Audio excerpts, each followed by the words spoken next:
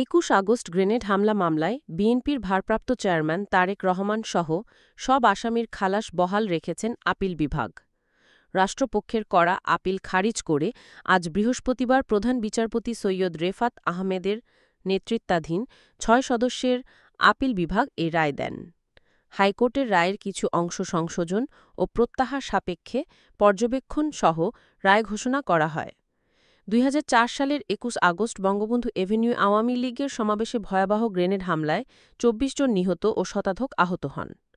এই ঘটনায় করা মামলায় ২০১৮ সালে বিচারিক আদালত সাবেক মন্ত্রীসহ ১৯ জনকে মৃত্যুদণ্ড, তারেক রহমানসহ ১৯ জনকে যাবজ্জীবন কারাদণ্ড দেন।